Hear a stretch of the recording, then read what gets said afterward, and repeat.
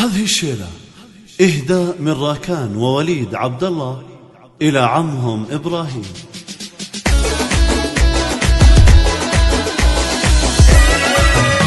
مبروك يا شبل الرجال الوفيين، أهل الكرم والجود وأهل التكانة. مبروك يا إبراهيم يا قرة العين، جاك السعد والفرح والابتسامة. يا الصارم اللي ما يهاب المعادين، الإقبال وفا والطيب قدر ومكانة. على سنام المجد مشهور بالزين، وإبراهيم بالأفعال حاتم زماني. وأبوك أبو مشعل ولا مثله اثنين، الحكمة عنوانه ومنطق لسانه.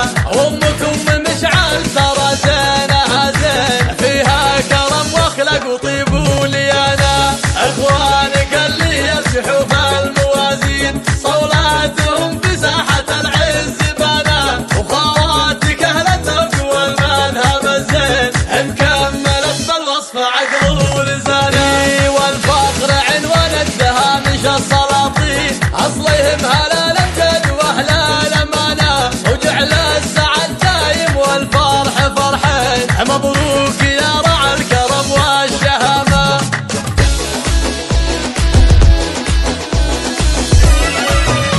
مبروك يا شبل الرجال الوفيين، أهل الكرم والجود وأهل التكانة. مبروك يا إبراهيم يا قرة العين، جاك السعد والفرح والابتسامة.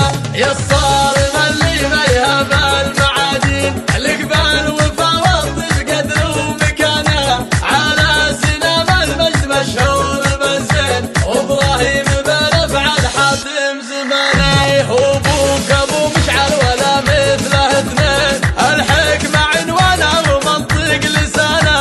وأمك أم مشعل ترى زينها زين، فيها كرم واخلاق وطيب وليانة. إخوانك اللي يرجحوا في الموازين، صولاتهم في ساحة العز بانة. وخواتك أهل الذوق والمنهب الزين، مكملت بالوصف عقل ولساني. والفخر عنوان الدهامش الصلاطين،